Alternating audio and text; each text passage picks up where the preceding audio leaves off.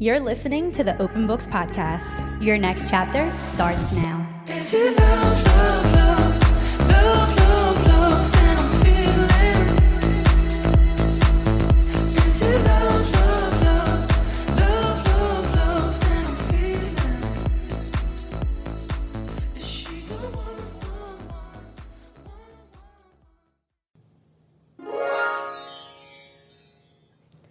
Hello, everyone, and welcome back to the Open Books Podcast. Today, we're going to analyze Dark Matter by Blake Crouch. I hope I'm saying that right. Yeah, I think it's Crouch. Crouch. I was going to say, if it's not Crouch, it's Crotch. So, That's Sumari? Sumare. So Sumare. Dark Matter, I think it was released in 2016. I have that in my summary. That's always mind-blowing to me. I'm always like, oh, these new, like the Troop. I know everything goes back to the Troop. But when I think Troop came out in, 2014? Yeah. I was like, what? Which feels like yesterday, but it was like 10 years ago. Yeah. I know this because I have my 10-year high school reunion. So I graduated in 2014. I have a 10-year reunion June 15th. I hope people come. People will come. Yeah. I think so. I hope so, because it's just like awkward. It's like, okay. But it's like, going to that showed up. reunions, I think, like, are so different now because everybody keeps up with each other on Facebook. Like, for the most part, even people that you're not super close with, like, you know about their lives. Right. You know if they had a updates. child. So, like, I feel like the fun in a reunion is kind of, like, gone because of social media. That's so true. I've never thought about it like that. Like, whoever graduated in 1970, like their Like, reunion, you go like, back and it's like, oh my God, you're a doctor. You're not Right. seeing it on Facebook. It's so good to see you again. I haven't seen you in 10 years Yes. because you haven't like actually saw a picture of them every single day on your feed. Right. That's so interesting. That's such a good point. I know. I thought about that a lot. Interesting. Yeah, because like I'm gonna say hello, but like I know what every single one of y'all is up to. No, literally. We've been Facebook friends since high school. 2010. Published in 2016. It's been a very, very popular book for a very long time. And it was just made into an Apple TV series. So we're going to discuss both. Yes. Okay. There is an article that I want to read. I don't know if I should read the summary first or the article. Maybe the summary. No, I'll read the article first to give people who are just listening to listen maybe a little. Sorry, I was thinking, like, where would it fit best in the flow? Where would it fit best? I think maybe first, because if you're just listening to hang out with us, love you so much. Thank you for being here. Love you. But this is definitely like a big concept to grasp. Is this going to be about The superposition, Oh, super. Yeah. the cat. I feel like that didn't get enough. No, it didn't. I'll come back to what I was going to Okay. say. Read that first because now my thoughts are going and I'm like, I Okay. don't want to get us all over. Right, because the reason why I want to talk about the superposition is because I was trying to think like, and I know so I want to preface this by saying the book is science fiction. And I have to keep reminding myself of that because for a while I was trying to figure out the reasoning and the science behind the book. And I'm like, it's just not adding up. Because it's made up. Exactly. Because not it's real. It's fiction. Right. I feel like though the author did sprinkle in real scientific theories, like real research. Like he threw in some things that were definitely like real and research and even proven. But the whole concept that he presents about like a multiverse, it's not a proven scientific theory. Correct. So I was like, what is this author trying to say? Like what is going on? And so it all kind of came back to the idea of the superposition, which basically means that like two things can exist at one time. And I'm like, how? Like you can be alive and dead at the same time. Right. So Which is crazy. It's so crazy. And in the series, it kind of goes into it even a little bit more. So when I read this article, I was like, okay, I get what it's trying to say. But then again, I don't. And just like, I think that's kind of like the whole book for me. Get what it's saying, but then I kind of don't. Yeah. There were so many times I texted you and was like, what Excuse me? is happening? Right. And then I was like, okay, I kind of get it. Yeah. I kind of don't. And I think you just have to suspend reality when reading this book. And I'm telling this to myself to let go of trying to find like the answer. Yeah, there's It's like not gonna pressure to make it make sense. So, Okay, so I'm going to read this Yes. little article just about, because in the book, he talks about the concept of like superposition, which I had never even heard of in my life. It's actually not an actual scientific theory. It was just a scientific experiment, basically. But he puts a lot of I don't know, stock in it, especially in the show. So this is what it says, and I'm going to kind of skim through it because it is fairly long. But the article is from the BBC, by the way. Shout out BBC. So it says one of the most important tools in the theoretical physicist toolkit is a thought experiment. If you study relativity, quantum mechanics, or any area of physics applying to the environments or situations in which you cannot or should not place yourself, you'll find that you spend a lot more time working through imaginary scenarios than setting up instruments or taking measurements. Unlike physical experiments, thought experiments are not about collecting data, but rather posing an imaginary question and working through an if-then logical sequence to explore what the theory really means. And I feel like that kind of sums up the book, too, because Yes. it's not about, like, physical scientific evidence. It's just about, like, if this could happen. What if? That is the entire book. Probably the most famous of all physics thought experiments is that of Schrodinger's cat, both because it involves purely hypothetical carnage and because the implications for nature of reality in a quantum world continue to challenge students and theorists everywhere. So, the basic, again, purely hypothetical experiment setup is this. Imagine you have a radioactive material in which there is a 50% chance of a nuclear decay in some specified amount of time, let's say 1 hour. You put this material in a box along with a small glass vial of poison and decide that in a device that will break the vial if a radioactive decay is detected. Then you put a live cat in the box, close the lid, wait an hour, and then open the box once again. Based on that setup, it's straightforward to deduce that since the chance the atom decays and triggers the poison is 50%, half the time you do the experiment, you should find a living cat, and half the time, you should find a dead one, assuming you're not reusing the same cat each time. But when Aaron Schrodinger described the thought experiment to Albert Einstein in 1935, he did so to highlight an apparent consequence of a quantum theory that seemed to both scientists to be complete nonsense, the idea that before you open the box, the cat is both dead and alive at the same time. Ultimately, it comes down to the principle of uncertainty in quantum mechanics. Unlike classical mechanics, the kind of physics that applies to our everyday experiences, in quantum mechanics, there seems to be a fundamental uncertainty built into the nature of reality. When you flip a coin, a classical event, it's only random because you're not careful enough to keep track of the motions and forces involved. If you could measure absolutely everything, you could predict the outcome every time. It's deterministic. But in quantum mechanical version of a coin flip, the radioactive decay, nothing you measure can possibly tell you the outcome before it occurs. As far as an outside observer is concerned, until the measurement of the quantum coin flip occurs, the system will act like it's in both states at once. The atom is both decayed and not decay in what we call superposition. What both Schrodinger and Einstein concluded was that true, fundamental uncertainty simply cannot apply to the real macroscopic world.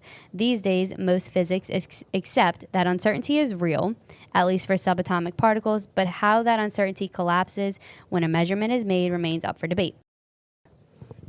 Holy shit. You're like, excuse me, what? I really, don't come for me, but I was trying so hard to be like, yes. I get it. Quantum physics. And I'm like, I don't get it. Once you start talking about like the atoms and stuff, I'm like. And that's why I don't understand the book. And that's why I wish the book was based in a little bit more realistic science. Yeah, and I think that's a lot of people's qualms with the book. It's just so like, no. It's so hard to like wrap your brain around for someone that's not a science person. I read another article that explained it a little bit better. I should have brought that one. Basically what it's saying is that like the reality is up to the observer. It's up to you. Because if the box... That is mother effing law of attraction. That's manifestation. Exactly, which we're going to talk about when it comes to the book as well. Because basically what it's saying, what Schrodinger's cat is saying is that, okay, in the box, either the cat died of the poison or the cat did not. Until you open the box and find out, you don't know. So you're just, it could be either.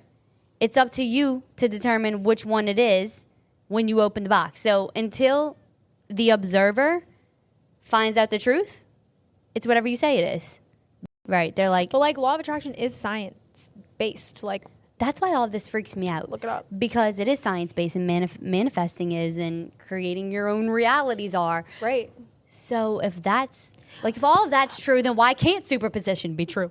But if you're listening and that made any sense to you at all, the idea of superposition, or you're like familiar with Schrodinger's cat, like let us know. Please let us know. What does it mean?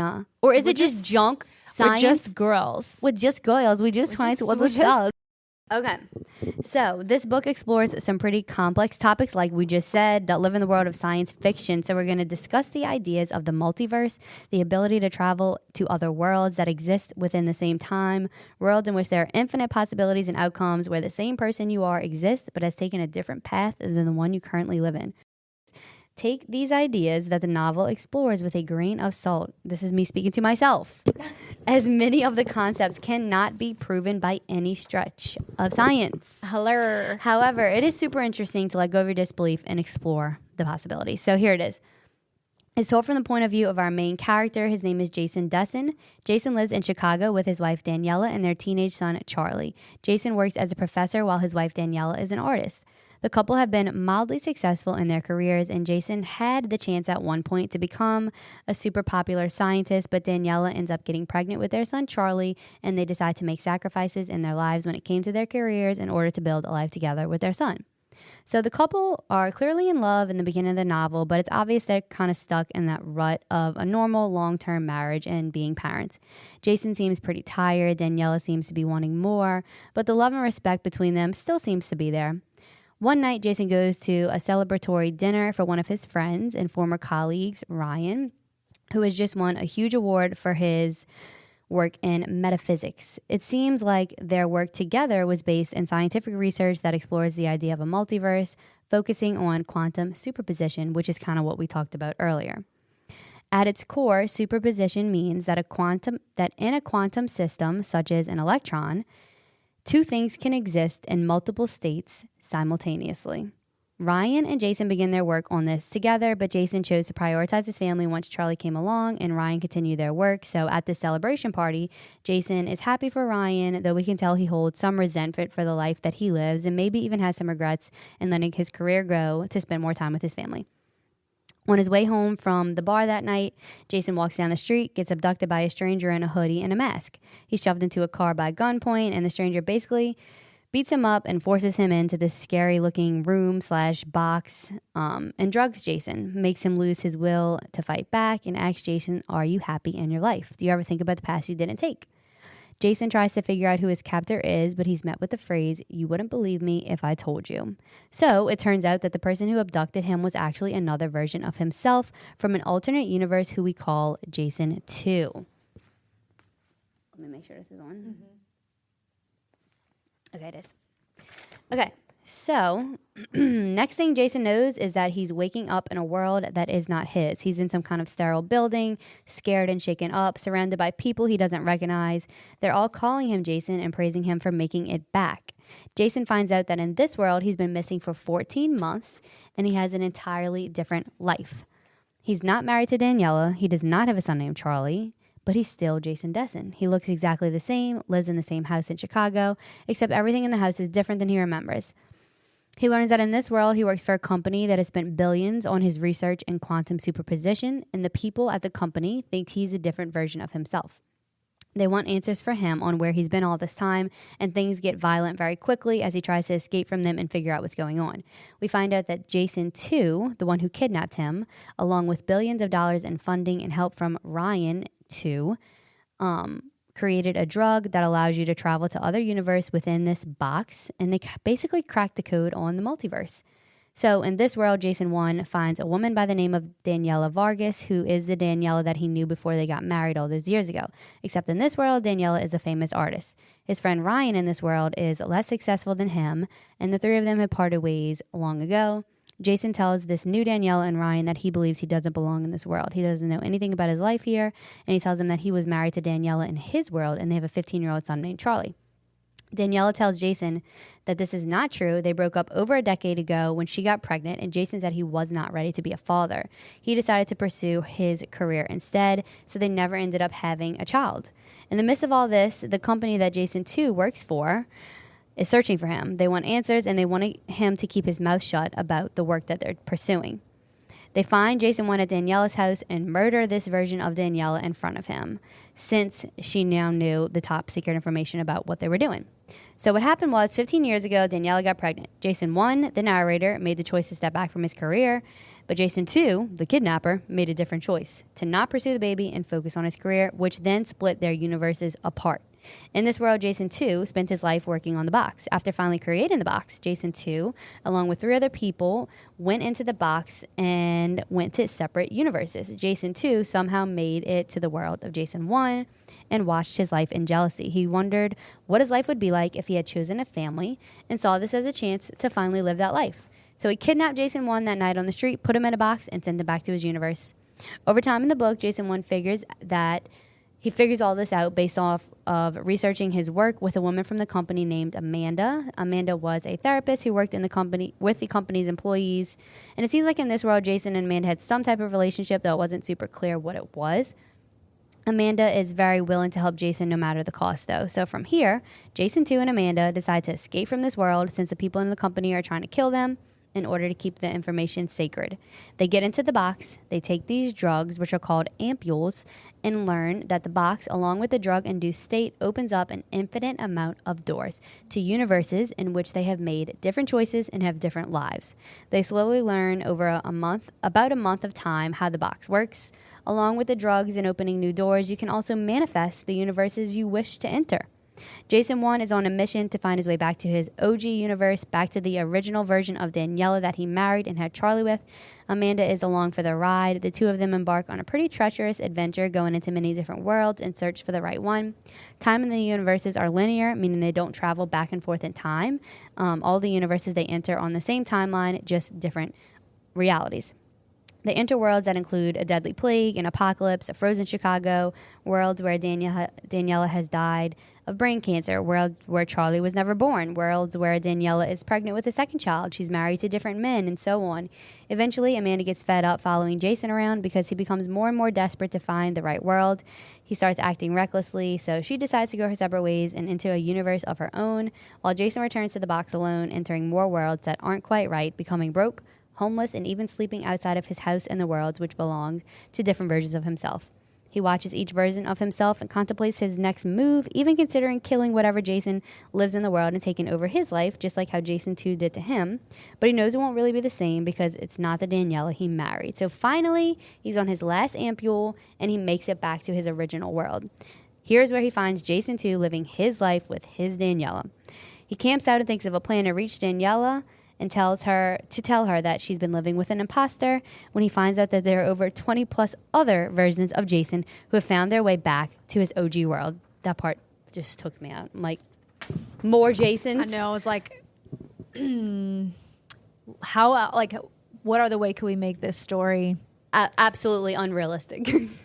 Forced plot twist? Yes. Almost. I was like, almost. Stop. That's where it got a little too much for me. Yeah. So, y'all, this is what happens. Once they got 20 other Jasons in this world, okay, this is how the book explains that happened. Apparently, throughout his time in the box traveling with Amanda, all the choices he made spiraled into other universes, creating more versions of himself who are looking for Daniela.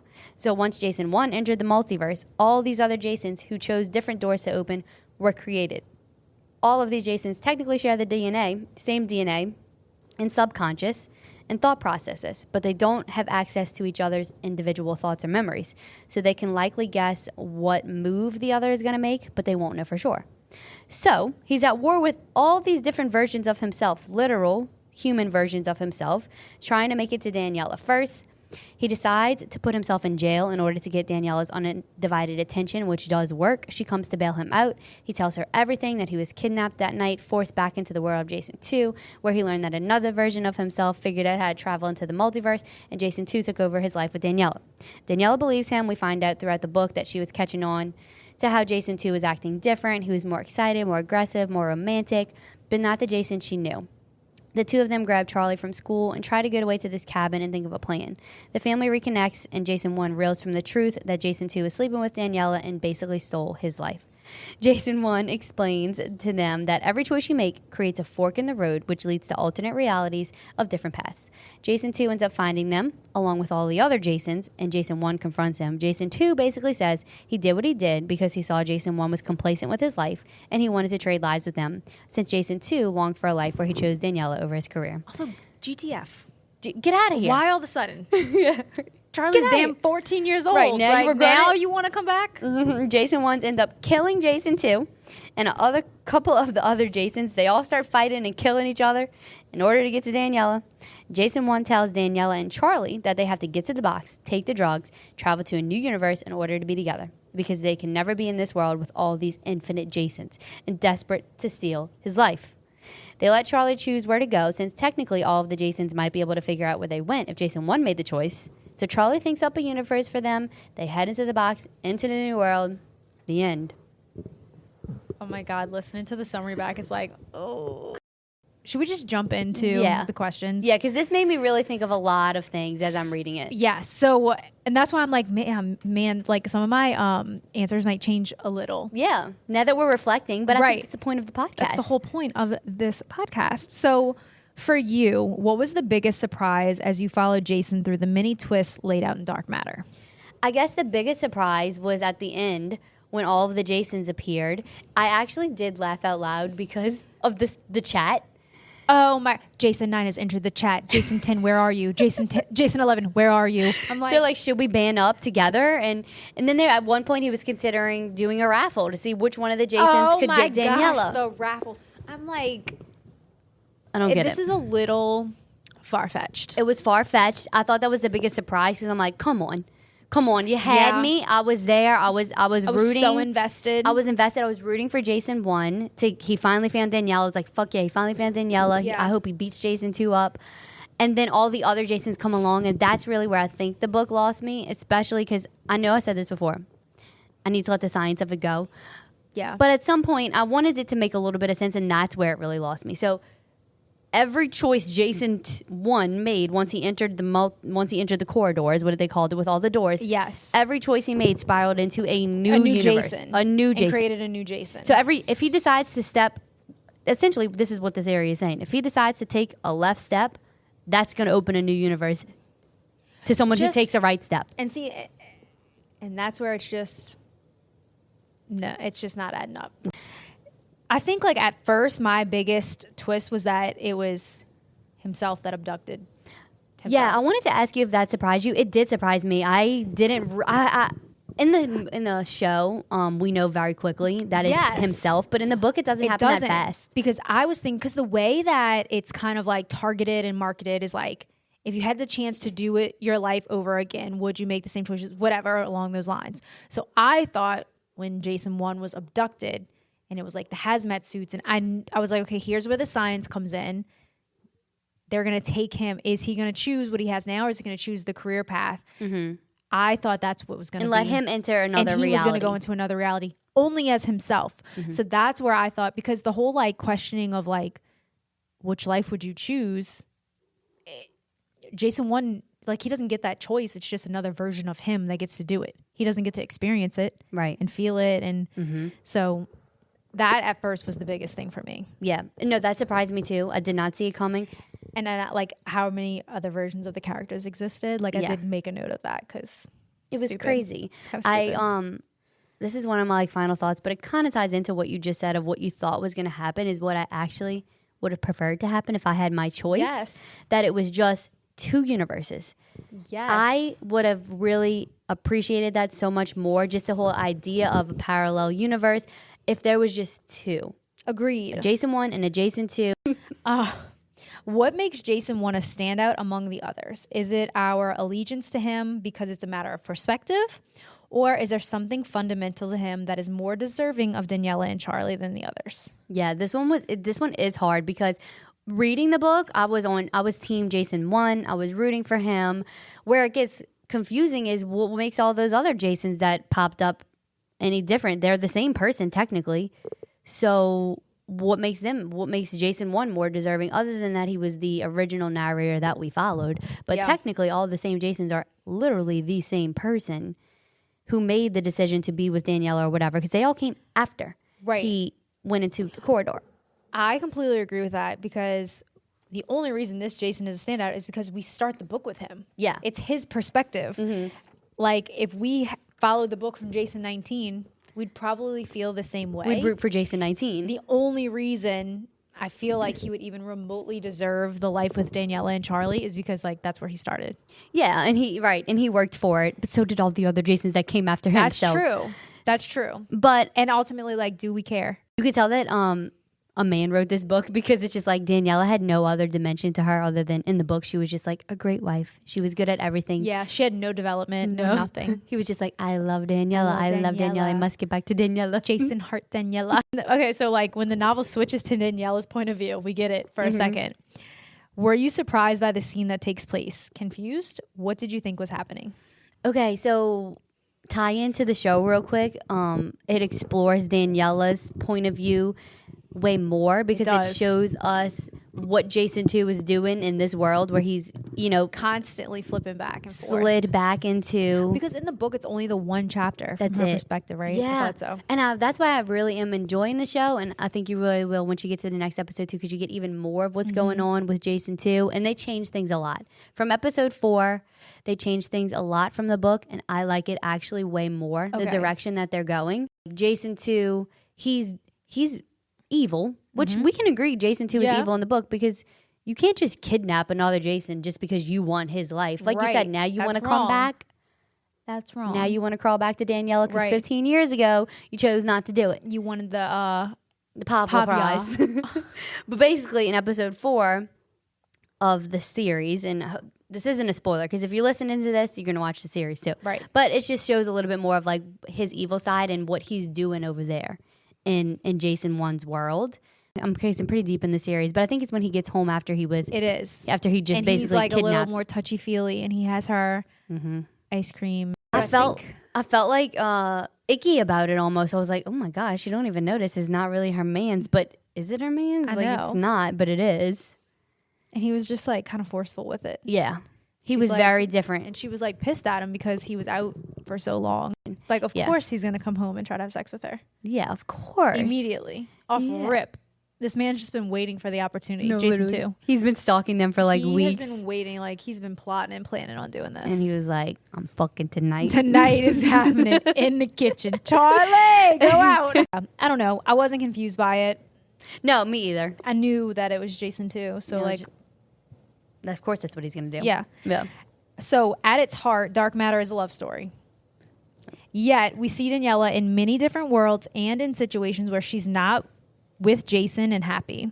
Do you think they're supposed to be together? Do you believe that they would have been just as happy pursuing their career-driven dreams? Now this is where I like really thought about like the theme of the book. If we take away the science fiction of it all and just like look at it from a relationship aspect, I definitely was like, oh my gosh, this book is kind of making me feel like soulmates exist. Like in every universe, Daniela and Jason end up together. Like and low-key a little sexy, the lens he was going for her. Taking the science out. Take the science out of it. It's a little sexy. Yeah, I was like, I want Matt to travel to every universe possible to get back to me. In any universe, find it's me. you. And really, that was the case for them. In every universe he went to, he had some life with Daniela. I liked it. Like I was like, wow, he really loves Daniela. Yeah, it's like a question of fate. Do you believe that they would have been just as happy pursuing their career-driven dreams? Okay, that's another thing that one little qualm I had with the book a little bit, because it's like, okay, you can have a career and a child at the same time. Both. Yes. It was so honed in on that. They definitely made it like you have to pick one or the other. Right. It was like 15 years ago, Daniela gets pregnant, you either don't have the baby or you have a career. Also, let's talk about, he's a professor. Like he still had a great job and was a dad. And she was like still painting. Justice for the professors. She just like wasn't living this like hoity-toity, extravagant artist exhibit life. Right, like she wasn't Jason 2's world. But she could have been with a kid. Like you could still do it. It might be harder. Totally agree. That bothered me a little bit. I was like, Jason and Daniela, relax. Like you can have Charlie and still find ways to pursue your dreams. And he's 14 now. Right, he's 14, girl. Go paint, or like Jason, like go back to your studies. Like I didn't like that. It was like you have to. It was like, oh, women, once you get pregnant, like that's it. Yeah, it when I was reading that, I was kind of like, I don't like this pressure. Yeah, It was kind of surface level. It was. Family, career. Pick one or the Pick other. one. I mean, we knew he was gonna find her because Yeah. without that, like, there was no book. Exactly. Like, you couldn't have left it off without they never found each other again. No, I would have been pissed. One of the most exciting parts for me to read though was just when it was like going through the ampules. He's like ampule 3, Yes. this world, ampule 4. The world was cool. Very I hope we cool. get to see some of the worlds. You do. In real. Oh, you So do? episode 4. Okay, you get to have see to some of watch. the worlds? You see a lot of them. Because I think that would be a cool visual to see. It is. There's this one of the worlds. They do pretty much all of them that you read in the book. One of the worlds, it's like when he opens the door, the sun is like right there. It's like a world in which the sun is basically collapsing in on Earth. Oh, shit. And it looks like they must have spent high dollars for this CGI. It's really cool looking. Oh, I want to like go home and watch it now. Talking about the worlds and that aspect of it, without Amanda, Jason 1 might not have survived. What do you think of her decision to leave him, and how did you feel about their relationship? Well, I definitely think she did the right thing in leaving him. I was like, Amanda, he does not respect you. He doesn't really care about you. You know what? Jason 1 did kind of respect her because there were moments where I think he could have been with Amanda or slept with Amanda in the book, like throughout their time traveling through the corridor through all of these worlds. They were getting very, very close. They were cuddling. And I think he like set boundaries for himself and with her, and that's great. And I'm glad Jason 1 didn't go there with Amanda, but I think she deserved like way more. Like, girl, go into a universe, like manifest it, and so she did. I was glad that she left. Glad, yeah. I wanted her to like be like, okay, enough of this. Mm-hmm. This is what I actually want. However, I kind of wanted them to hook up. I know, same. And like, I don't condone cheating, but I really wanted them to just have like one little sexy scene. and just to see, Like in the box or something. and just to see, and what maybe if there's infinite universes, there probably is one in which they Right. did. So why didn't we get that scene, Blake? Right. We could have just one little one. Just thought that would have been a good little like, ooh. Yeah, a little something. And then he's like, oh, I can't. Spicy. I need Daniela. I have to go back like to that her. also made him really realize like, Right. no. Right. Like For sure. her leaving forced him to really like For sure. take on his own character, I guess. Yeah, and he like went homeless after her for a while. Like he Yeah. was in the streets. He was He literally was in the streets. struggling without her. Yeah. What kind of world do you imagine Jason, Daniela, and Charlie entered at the end of the book? Because this is Charlie that decided where they went. That is really weird to think about because he was actually 15. Like, what universe does a 15-year-old think up? The thing is that I learned from the book that I was confused about at first, but the show has also explained this to me, is the way the box works is it is a law of attraction manifestation thing. Your brain has to make sense of what's going on because the superposition doesn't really make sense. So you just have to look at it like magic almost. Yes, and and you manifest what world you want to be in. So if you are stressed or whatever crazy emotions they were feeling, scared, stressed, that's the type of universe you're going to manifest and enter. Which is so hard because that's a very hard, like, regulating your emotions is very hard. Yeah, like, of course you're going to do. be scared for your life. So I think that's why the first world they entered was like that huge blizzard snowstorm. That is kind of explained in episode 4 too, because Amanda says basically she was like, I was thinking about feeling very trapped, and then like Yeah, and it does make you feel so claustrophobic when I was reading that. I was yes, like, ugh. same. And so then the first world they open is like a snowstorm where they get literally trapped.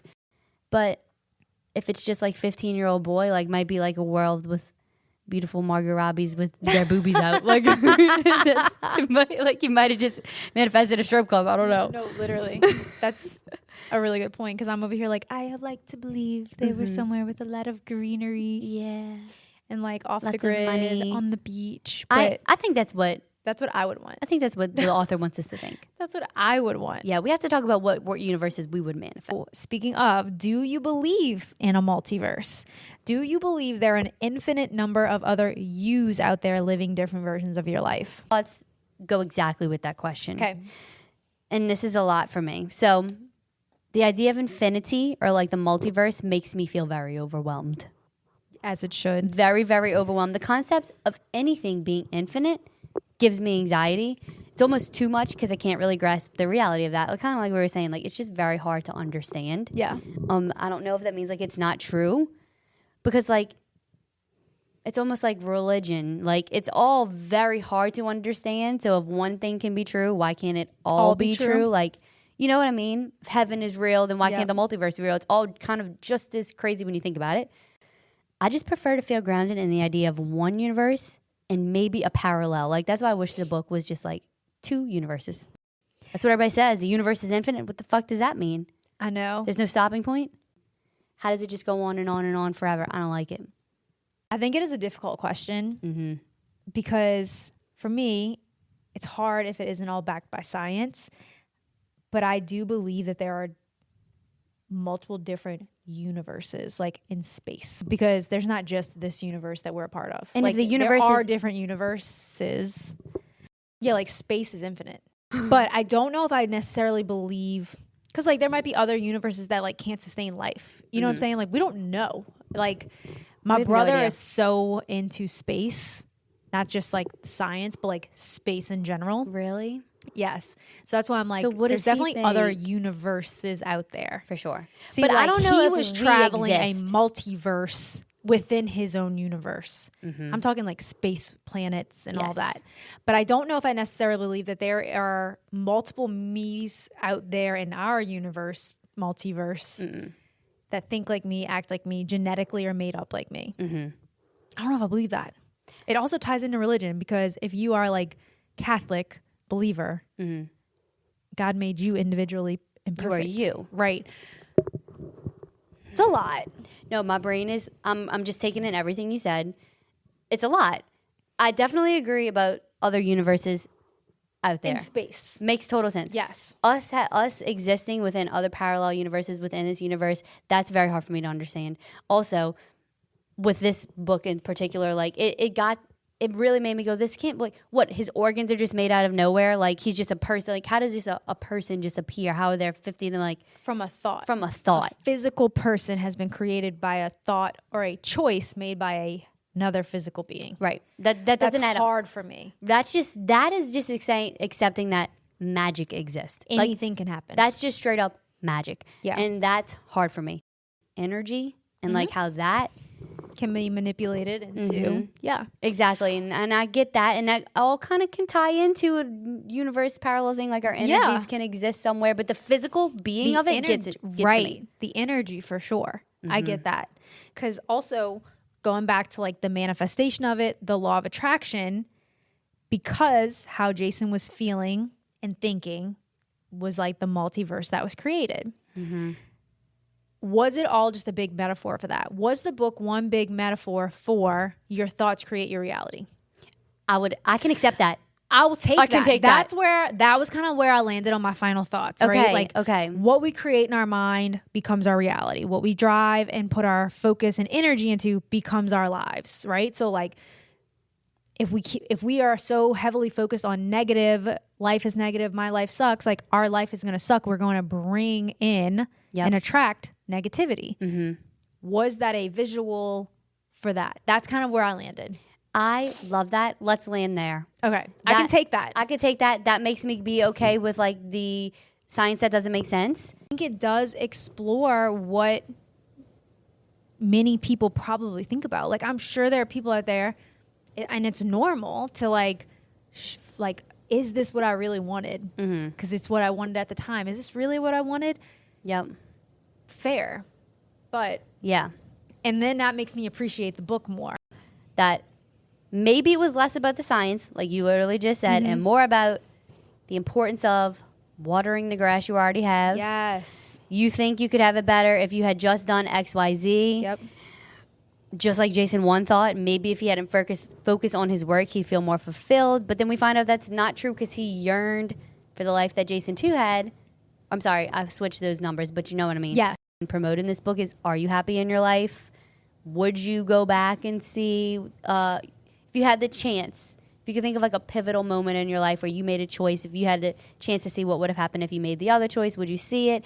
And I think my answer, and I want to know your answer too, obviously, I definitely think about what if I had done this or what if I had done that. Oh, yeah. Same. I think that's normal. That is normal. But this book made me go like, it doesn't matter. No. That path it doesn't exist to me.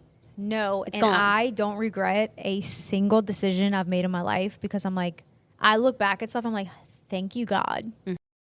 None of it seems worth risking the life I have now. Like, I just don't want to do it. Right. So, multiverse, stay the fuck away from us. Yeah. Like, you can GTF out of here. Did you consider Jason 1 and Daniela cheating on each other, even though it was physically a form of them? Whew, I thought about this question a lot. Yes. Okay. I was like, yeah, yes and no. Yes and no. Yes, because... Say it. It's the same thought, I'm sure.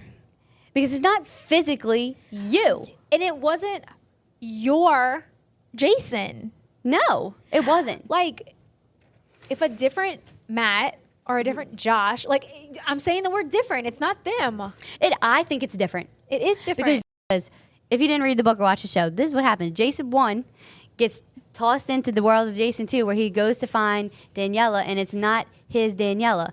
It's a Daniela that he had previously been with 15 years ago, but it's not the Daniela. She has a whole nother life. She's a different Daniela just because she got the same DNA. She even, like, talks different. Like, her, the way she talks is different than his Daniela. And in the book, he basically says she's a hotter version of Daniela.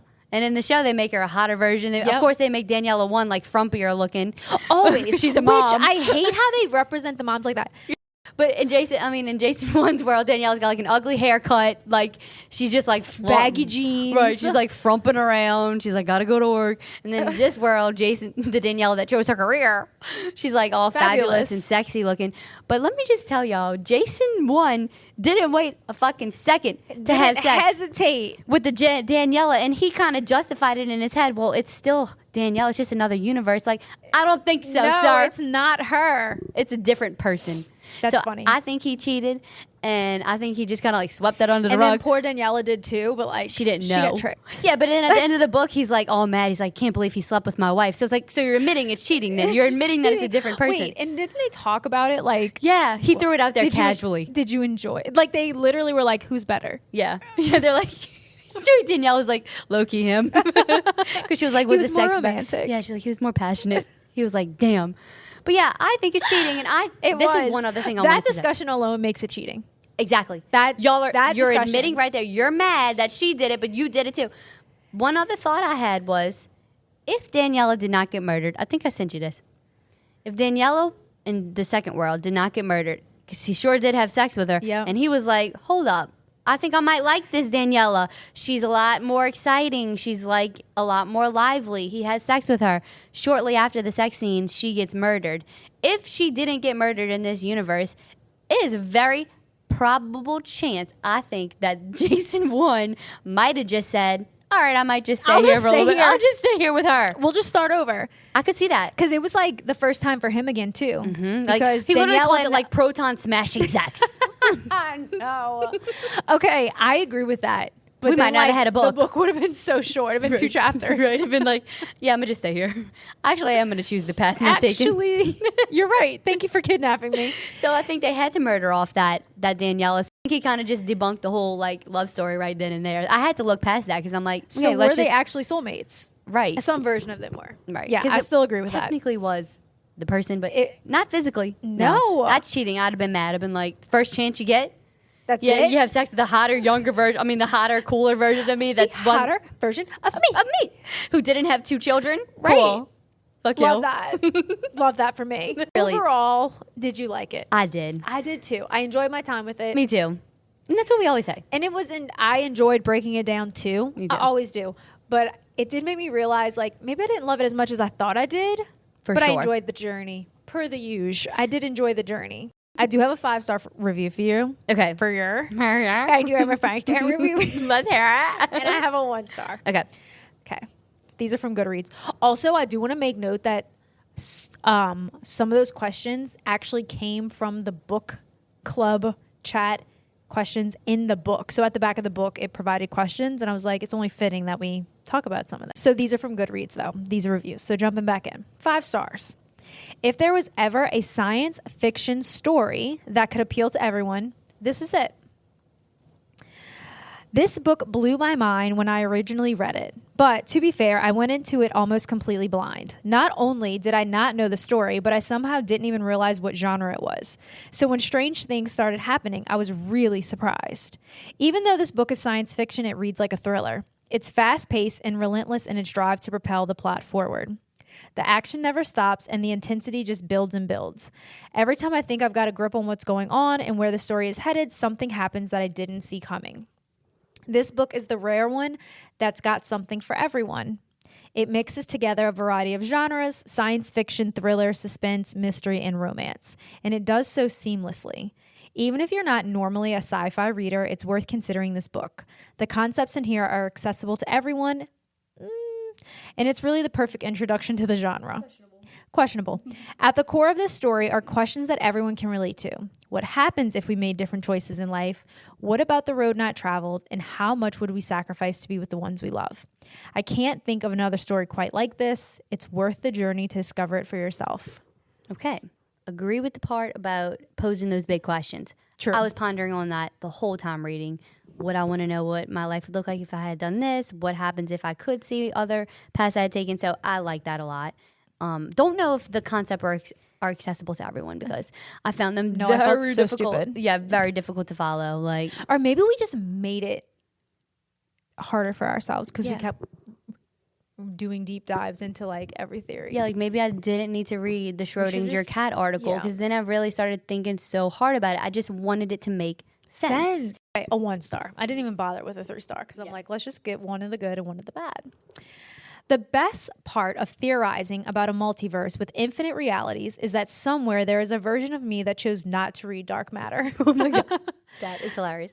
The use of a multiverse to justify an infinite number of realities and thereby claiming anything that can happen will happen is a cheap narrative device the author widely abuses by the end, ultimately creating an infinity loop of boredom.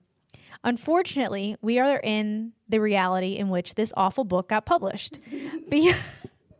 Beyond the indulgence in multiverse mechanics, the characters are incredibly dull. If a version of the protagonist is intelligent enough to create the gateway to the center of the multiverse, why does he spend 90% of the book obsessing over an alternate reality versions of his wife, and hijinks near death ensues?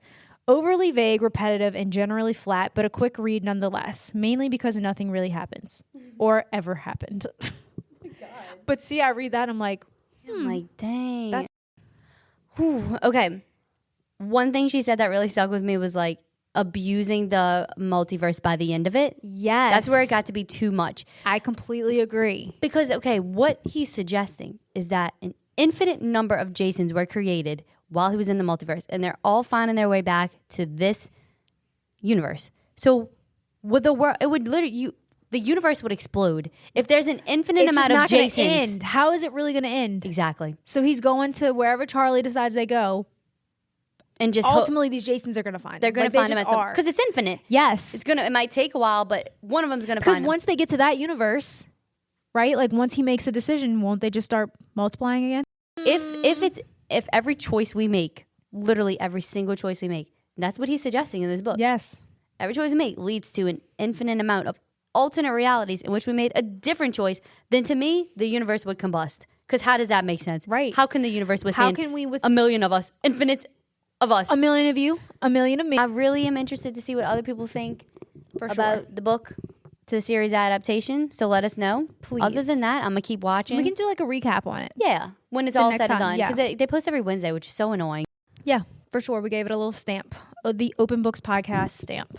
So our next on the shelf, make sure you're reading with us, is None of This Is True by Lisa Jewell.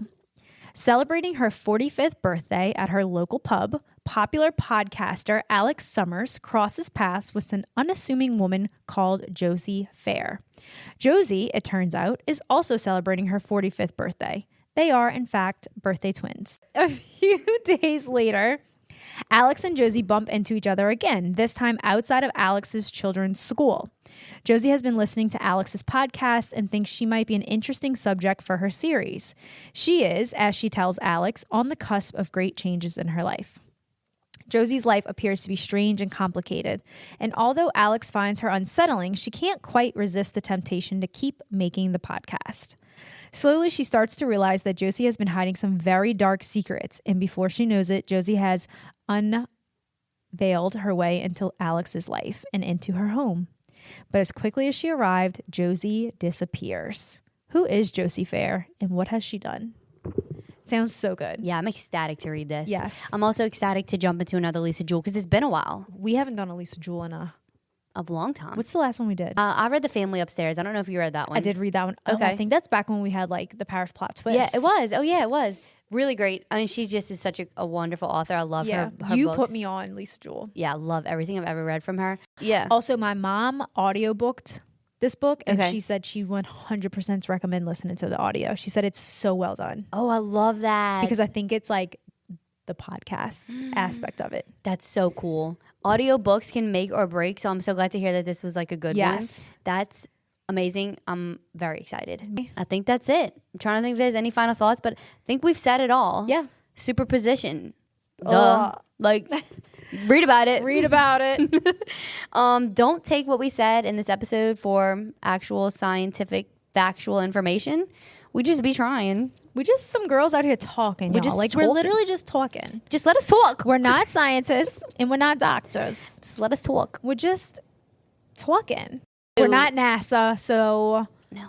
We're not going to win the Pavla Prize. we're not. Hey, love y'all so much. Love you. Thank you for listening. Goodbye. See ya.